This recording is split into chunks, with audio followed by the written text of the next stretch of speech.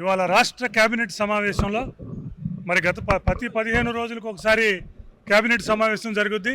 కానీ ఈ కేబినెట్ సమావేశంలో మరి ఉద్యోగులకు సంబంధించి మరి గత 4.5 సంవత్సరాలుగా ఉద్యోగులు, ముఖ్యంగా సిపిఎస్ ఉద్యోగులు ఎవరైతే ఉన్నారో 2004కు ముందు నోటిఫై అయ్యి 2004 తర్వాత అపాయింట్ అయిన 11,000 మంది ఉద్యోగులు మరి దాదాపు 4 సంవత్సరాలుగా వాళ్ళని సిపిఎస్లో నుంచి ఓపీఎస్లోకి మెమో 57 ప్రకారం రావాలని చెప్పి ఎదురు చూస్తున్నారు. అట్లాగే గత ప్రభుత్వం 62 సంవత్సరాలు ఇచ్చింది. కానీ 4 సంవత్సరాలుగా మరి ప్రభుత్వ రంగ సంస్థలు, గురుకుల పాఠశాలలు, SC ST BC minority welfare పాఠశాలలోని ఉద్యోగులు, ఉపాధ్యాయులకి 62 సంవత్సరాలు వర్తింప చేయకపోవడం వల్ల 4 సంవత్సరాల నుంచి ఎక్కే గడప దిగే గడపగా ఉన్న పరిస్థితి ఉద్యోగులకు ఉంది.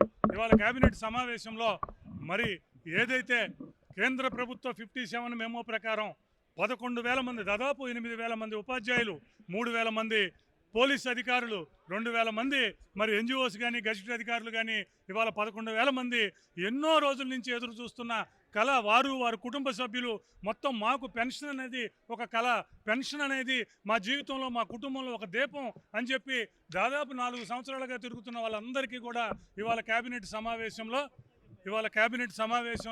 ఆ 11,000 మందిని ఓపీఎస్లోకి తేవటానికి మరి ఆమోదం తెలిపినందుకు మరి కేబినెట్ సమావేశం తెలిపింది.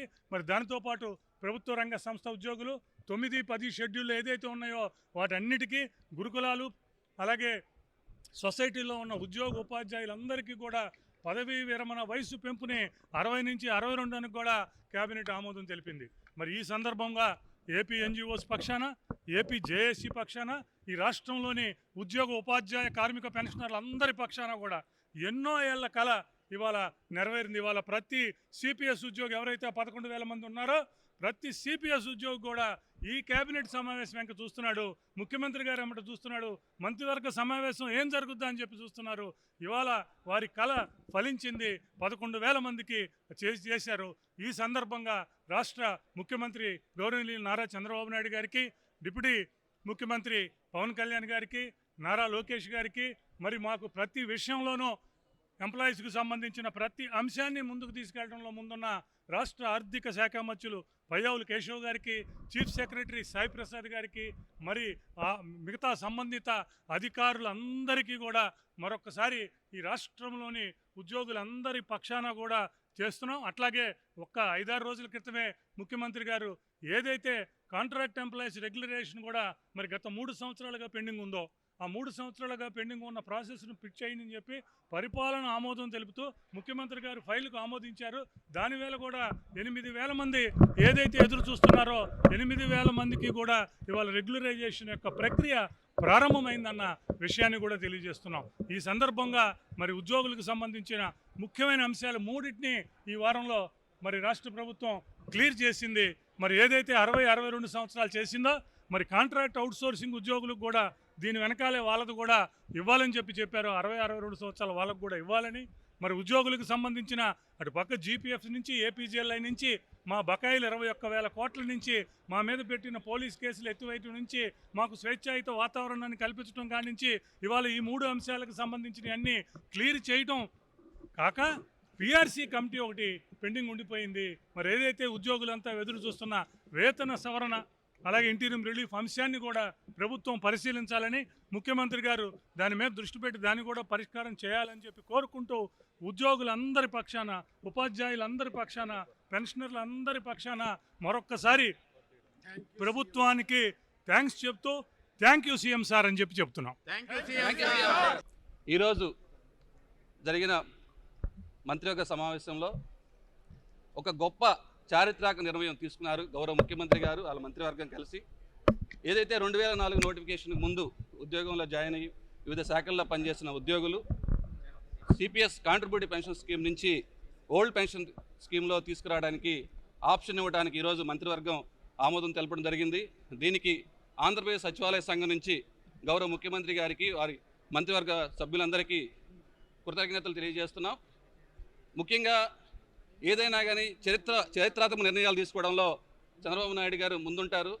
దీనికి కారణం 2017లో ఇదే సిపిఎస్ ఉద్యోగులకు సంబంధించి గ్రాట్యుటీ మంజూరు చేయటం దేశ చరిత్రలో లేని విధంగా ఫస్ట్ టైం మన రాష్ట్రం గౌరవ ముఖ్యమంత్రి గారు చంద్రబాబు నాయుడు గారి ఆధ్వర్యంలో 2017లో సిపిఎస్ ఉద్యోగులకి గ్రాట్యుటీ మంజూరు చేయడం జరిగింది.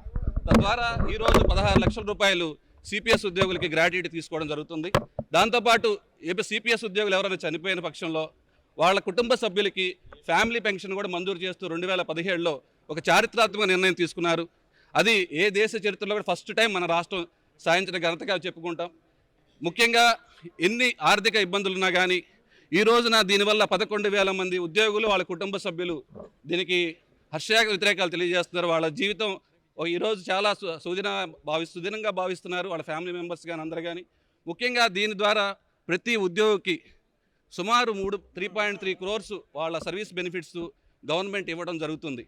అంటే ఈరోజు ఉన్న ఆర్థిక పరిస్థితుల్లో ఒక ఉద్యోగికి 3 కోట్ల రూపాయలు ఈ సర్వీస్ అనంతరం కూడా చెల్లించే పరిస్థితి. ఇంత ఫైనాన్షియల్ ఇబ్బందులు ఉన్నా కానీ ఈ 11,000 కుటుంబాలకి ముఖ్యమంత్రి గారు ఒక ఇంటి పెద్దగా ఉండి ఈ చారిత్రక నిర్ణయం తీసుకున్నారు. దానికి అందరూ వ్యతిరేకాలు తెలియజేస్తున్నారు. ఇలాంటి పరిస్థితుల్లో ఆర్థికంగా ఎన్నో ఇబ్బందులు ఉన్నా కానీ సుమారు 30,000 కోట్ల రూపాయల పెండింగ్ బిల్లు మాకు పెట్టి గత ప్రభుత్వంలో మాకు చాలా ఇబ్బందులు గురి చేసిన సంఘటన మీకు అందరూ తెలిసిందే. ఈ 2 సంవత్సరాల్లో 20,000 కోట్ల పైగా పాత బకాయిలు పెండింగ్ బకాయిలు చెల్లించడం పాటు ఉద్యోగులకు సంబంధించిన సర్వీస్ విషయాల్లో కానీ ప్రమోషన్ విషయాల్లో కానీ గౌరవ ముఖ్యమంత్రి గారు ఎంతో సానుకూలంగా పనిచేస్తున్నారు. జిఏడి సెక్రటరీస్ కానీ ఈ విషయంలో చాలా ముందుకు తీసుకెళ్తున్నారు. ముఖ్యంగా ఇంతకుముందు పెన్షన్ పేపర్ సబ్మిట్ చేయాల్సిన పరిస్థితిలో కూడా ఆఫ్లైన్ నుంచి ఆన్లైన్ తీసుకొచ్చారు. ప్రమోషన్ ఇష్యూ కూడా ఈరోజు ఆన్లైన్లో తీసుకొచ్చారు. దీని ద్వారా ఉద్యోగులకి సర్వీస్ పరంగా కానీ ప్రమోషన్ ఇష్యూస్లో కానీ చాలా ముందుకు తీసుకెళ్తున్నారు. దీనికి ముఖ్యమంత్రి గారికి జిఏడి ఆఫీసర్స్ అందరికీ మేము ధన్యవాదాలు తెలియజేసుకుంటున్నాం.